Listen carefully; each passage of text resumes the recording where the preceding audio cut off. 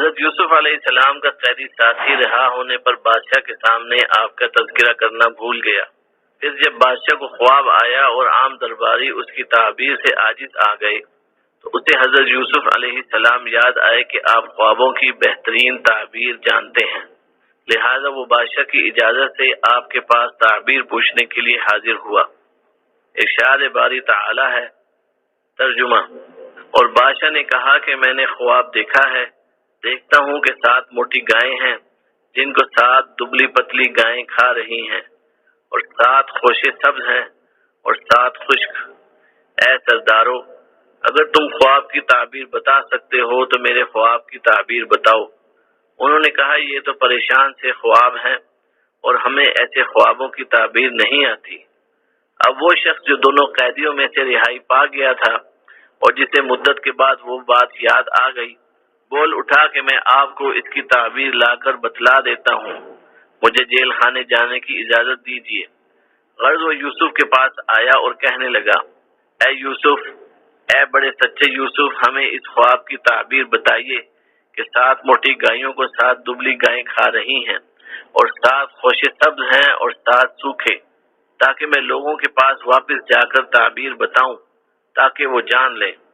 انہوں نے کہا کہ تم لوگ 7 سال متواتر کھیتی کرتے رہو گے، سو جو غلہ کاٹو تو تھوڑے سے غلے کے سوا جو کھانے میں آئے اسے خوشوں میں ہی رہنے دو، پھر اس کے بعد خشک سالی کے ساتھ سخت سال آئیں گے کہ جو غلہ تم نے جمع کر رکھا ہوگا وہ اس سب کو کھا جائیں گے، صرف وہی تھوڑا سا غلہ رہ جائے گا جو تم اختیار سے رکھ چھوڑو گے۔ پھر اس کے بعد 1 سال ایسا آئے گا کہ خوب مینا برسے گا اور لوگ اس میں رس نچوڑیں گے۔ سورہ یوسف آیت نمبر 43 تا 49۔ یہ بھی ان اسباب میں سے ایک سبب ہے جس کی بنا پر حضرت یوسف علیہ السلام کو بڑے اعزاز و اکرام کے ساتھ جیل سے باہر لایا گیا۔ واقعہ یوں ہوا کہ مصر کے بادشاہ کو ایک خواب آیا۔ اہل کتاب کہتے ہیں کہ اس نے خواب میں دیکھا کہ گویا وہ ایک دریا کے کنارے پر ہے۔ دریا سے 7 موٹی تازی گائیں نکلیں اور وہاں مرغزاروں میں چرنے لگیں۔ پھر اسی دریا سے 7 دبلی گائیں نکلیں اور ان کے ساتھ چرنے لگیں۔ پھر وہ دبلی گائیں ان موٹی گائیوں کو کھا گئی۔ بادشاہ گھبرا کر بیدار ہو گیا۔ جب دوبارہ سویا تو اس نے دیکھا کہ گندم کے ایک پودے میں 7 سرسبز بالیاں ہیں۔ اچانک 7 پتلی پتلی خشک بالیوں نے انہیں کھا لیا اور پھر گھبرا کر بیدار ہو گیا۔ بائبل کتاب پیدائش باب نمبر 41۔ جب اس نے اپنے درباریوں اور دوسرے افراد کو یہ خواب سنایا تو کوئی اس کی تعبیر نہ بتا سکا، بلکہ انہوں نے کہا یہ تو پریشان خواب ہے، اس قسم کے خوابوں کی کوئی تعبیر نہیں ہوتی، اور پھر یہ بات بھی ہے کہ ہمیں اس علم میں کوئی مہارت حاصل نہیں۔ اس لیے انہوں نے کہا اور ہم خوابوں کی تعبیر نہیں جانتے۔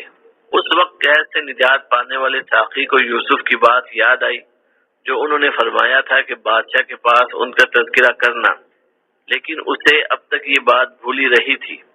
یہ اللہ کی تقدیر تھی جس میں اللہ کی خاص حکمت پوشیدہ تھی۔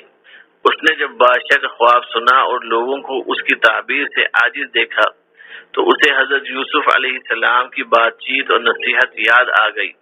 ارشاد باری تعالی ہے، ترجمہ: ان 2 قیدیوں میں سے جو رہا ہوا تھا اسے مدت کے بعد یاد آ گیا، یعنی کئی سال بعد اسے یاد آ گیا تو اس نے اپنی قوم سے اور بادشاہ سے کہا میں تمہیں اس کی تعبیر بتلا دوں گا، مجھے جانے کی اجازت دیجیے، یعنی مجھے یوسف علیہ السلام کے پاس جانے کی اجازت دیجیے۔ چنانچہ وہ آپ کی خدمت میں حاضر ہوا اور کہا، یوسف، اے بہت بڑے سچے یوسف، آپ ہمیں اس خواب کی تعبیر بتلائیے کہ 7 موٹی تازی گائیں ہیں جنہیں 7 دبلی پتلی گائیں کھا رہی ہیں، اور 7 بالکل سبز خوشے ہیں اور 7 ہی دوسرے بالکل خشک ہیں، تاکہ میں واپس جا کر ان لوگوں سے کہوں تاکہ وہ سب جان لیں۔ حضرت یوسف علیہ السلام نے کوئی شرط لگائے بغیر اور جلد رہائی کا مطالبہ کیے بغیر بلا تاخیر انہیں اپنے علم سے مستفید فرما دیا اور بادشاہ کے خواب کی تعبیر بیان کر دی کہ پہلے 7 سال شادابی ہوگی اور پھر 4 سال قحط پڑے گا، اور اس کے بعد جو سال آئے گا اس میں لوگوں پر خوب بارش برسائی جائے گی جس سے زرخیزی اور خوشحالی آئے گی، اور اس میں خوب رس نچوڑیں گے، یعنی انگوروں کا رس، زیتون اور تلوں وغیرہ کا تیل جیسے پہلے حاصل کیا کرتے تھے پھر حاصل کرنے لگیں گے۔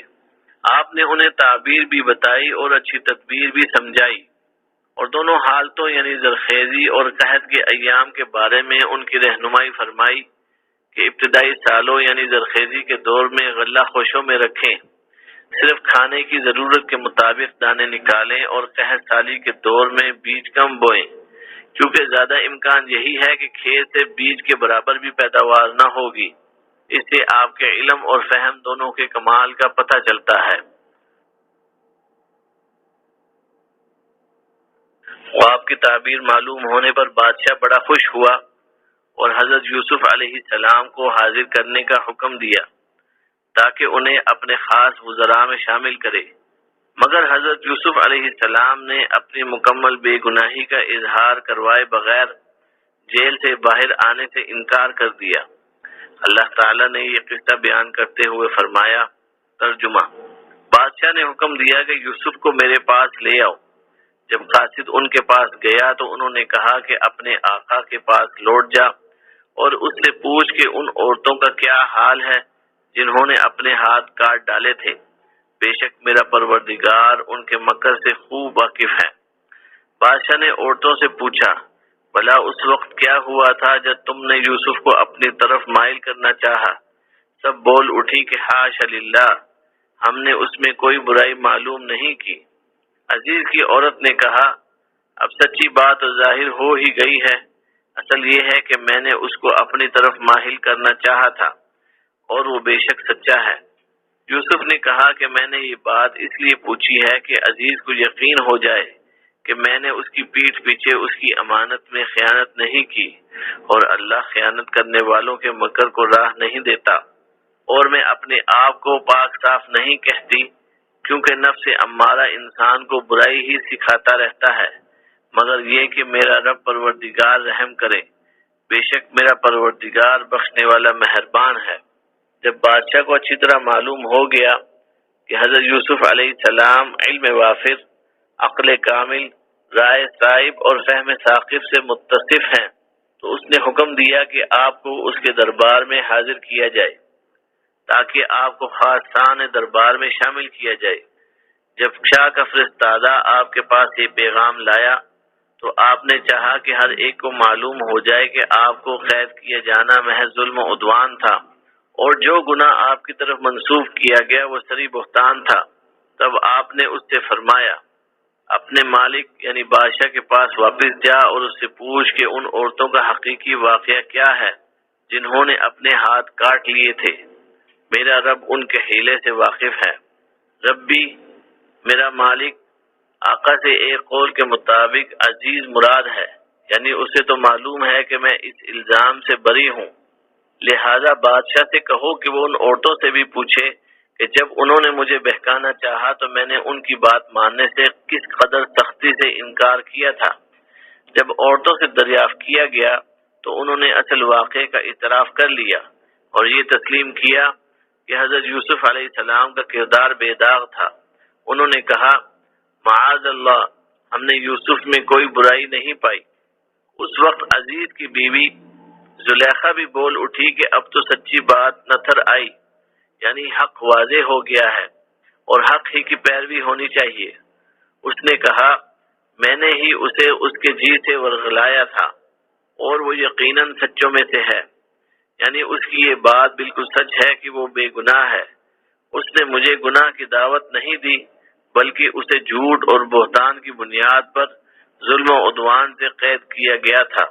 آیت مبارکہ ذَلِكَ لِيَعْلَمَ أَنِّي لَمْ أَخُنْهُ بِالْغَيْبِ وَأَنَّ اللَّهَ لَا يَهْدِي كَيْدَ الْخَائِنِينَ کو بعض علماء نے یوسف علیہ السلام کا کلام قرار دیا ہے۔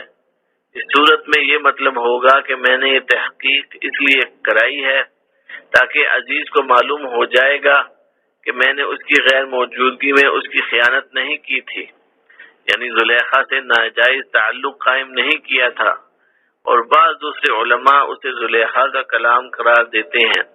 مطلب یہ ہے کہ میں نے اعتراف کر لیا ہے تاکہ میرے خاوند کو علم ہو جائے کہ میں نے اپنے خاوند کی عملاً خیانت نہیں کی تھی، صرف مائل کرنے کی کوشش ہوئی تھی، بدکاری کا عمل سرزد نہیں ہوا۔